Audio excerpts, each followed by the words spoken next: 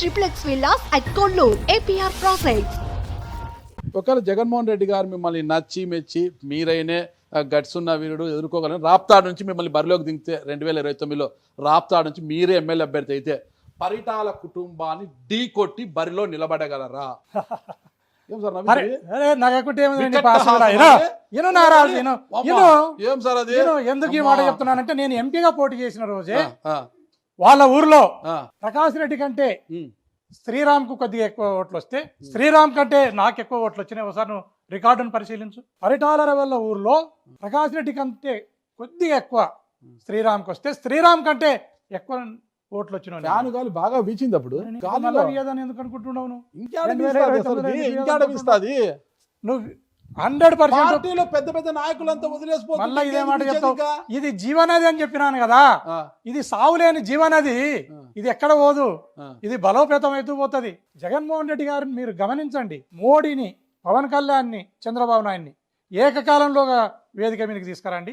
జగన్మోహన్ రెడ్డి గారిని జస్ట్ రోడ్ల మీదకి తీసుకుని వస్తే లక్షలాది మంది ప్రజలు గంటల్లో గుమిగూడుతున్నారు. ఆ బజార్లు పట్టక మిద్దెల మీద నుంచి, చెట్ల మీద నుంచి, కరెంటు స్తంభాల మీద నుంచి కూడా చూసి తరిస్తూ ఉన్నారు జగన్మోహన్ రెడ్డి గారు. జగన్మోహన్ రెడ్డి గారు కాకుండా ఇంకొకరు ఈ రాష్ట్రానికి ముఖ్యమంత్రి అవుతారని మీరు ఎందుకు భావిస్తున్నారో నాకు అర్థం కావడం. జనం అనేది ఎప్పుడు జగన్ గారు అంటూ ఉంటారు, జనమే జగన్ జగన్, కానీ ఆ జనం ఓట్లు వేయాలి కదా పాపం. మొన్న వేయలేదు కదా. నీ పదే పదే అది జరగదు కదా, పదే పదే అది జరుగుతుంది అనుకుంటున్నావా? మొన్న కూడా 40% ఓట్లు వచ్చినాయి. వాళ్ళు ముగ్గురు కలిస్తే అలా కావాలంటే మీకు 5% ఇతరులు రావాలా? 100% ఇప్పటికే వచ్చేసినాయి. ఈ రోజుకి పెడితే కూడా 5% ఓట్లు ఖచ్చితంగా పిచ్చి పీక్కిపోయింది సార్ మీ పార్టీ. నువ్వు అనుకుంటున్నావు, నేను చెప్పేది నీకు అర్థం కావడం. నేను అడిగేది మీకు అర్థం కావడం లేదు. గాలిలో ఆ రోజు మీకు ఓట్లు ఎక్కువ వచ్చాయి. 2029లో ఎవరి గాలి ఎటుంటుందో తెలియదు. పరిటాల కుటుంబం అంటే ఒక బ్రాండ్ ఉన్న కుటుంబం జిల్లాలో. ఆ కుటుంబాన్ని ఢీ కొట్టేది దమ్ము గోరంట్ల మాధవ్ ఉందా అంటున్నా. ఎంత మాట అంటివా, ఎంత మాట అంటివి. నేను చెప్తున్నా, ఆల్రెడీ ప్రూవ్డ్ 150,000 మెజార్టీతో గెలిచినోడిని.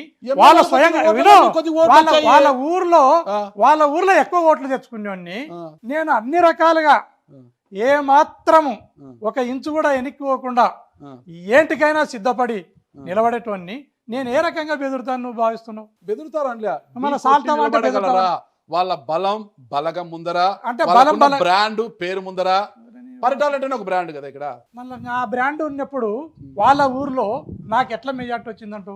గాలి, ఫ్యాన్ గాలి. నువ్వు దేనికి అది నువ్వే చెప్పుకుంటూ పోతున్నావు. బలగం అనేది నువ్వే చెప్తుండవు. మీ ఫ్యాన్ గాలి వచ్చింది, మీకు గాలి అనేది నువ్వే చెప్తుండవు, రెండు నువ్వే చెప్తుండవా?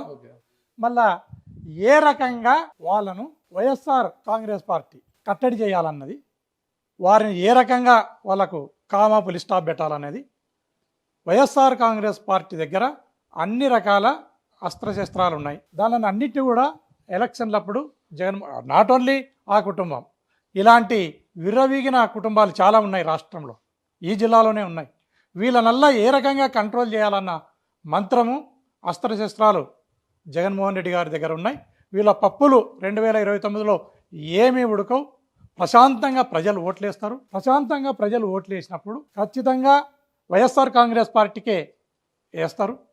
జగన్మోహన్ రెడ్డి గారే ముఖ్యమంత్రి అవుతారు. దీన్ని రాసి పెట్టుకోను. ఆ రోజు నేను రాసుకోలేదు సార్. అరే సాంబో రాసి పెట్టుకోరా అంటే నేను అలీని కాదు, మీరు పవన్ కళ్యాణ్ కాదు సార్, నేను రాసుకోలేనట్లా. గోరంట్ల మాధవ్ అంతే అంటారా sir? Pawan Kalyan deputy CM sir ఇప్పుడు. ఎవరన్నా కానీ నేను గోరంట్ల మాధవ్ సార్. ఆయన పాలన అసలు ఆయన మార్క్ ఎలా ఉంది? ఆయన మార్కు మీరే చెప్పాలా సార్. ఆయన ఎలక్షన్ల కంటే ముందు ఏ రకంగా ఉన్నాడు, ఇప్పుడు ఏ రకంగా ఉన్నాడు అనేది మీరే చెప్పాలి. ముందు కొద్దిగా దూకుడు పోయి ఇప్పుడు బాగా ఇంకా దూకుడుగా పనిచేస్తున్నాడు. ఇంకా దూకుడుగా పనిచేస్తున్నావు నువ్వు. మెత్తవన్నాడని నేను అంటా.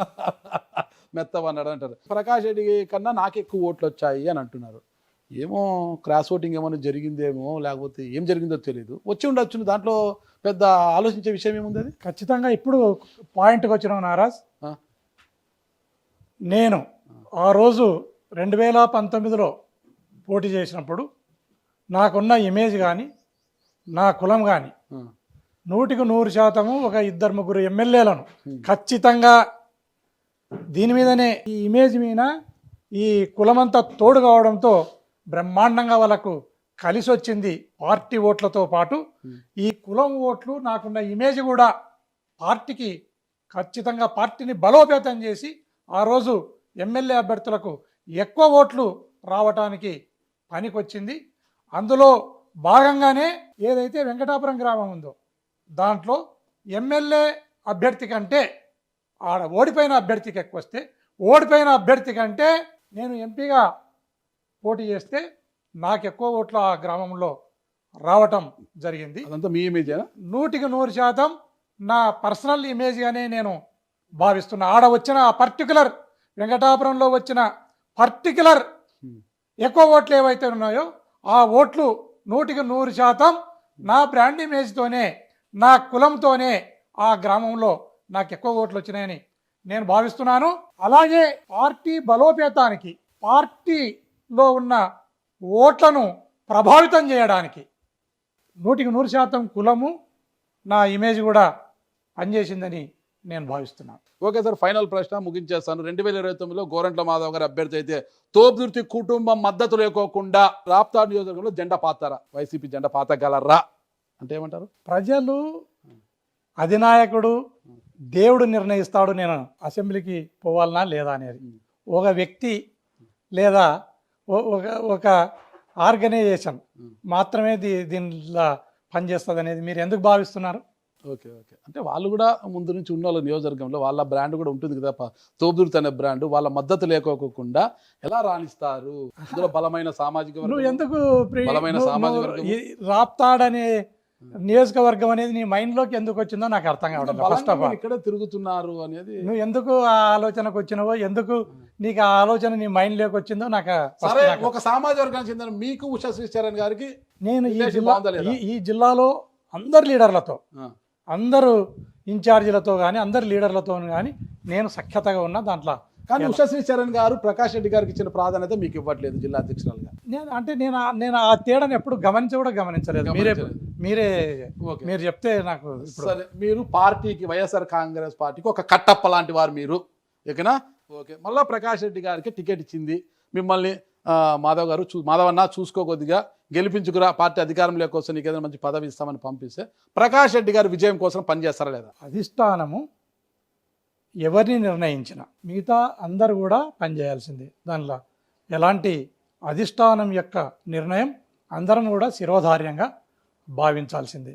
ఎటువంటి ఇబ్బంది లేకుండా, ఎటువంటి భేషజాలకోకుండా ఎవరికి టికెట్ ఇచ్చినా అందరూ కలిసి ఆ అభ్యర్థి విజయానికి కృషి చేయవలసిందే అనేది నా అభిమతం. సుమన్ టీవీలో మీ పర్సనల్ అండ్ బిజినెస్ ప్రమోషన్స్ కోసం కింది నెంబర్కి కాంటాక్ట్ చేయండి.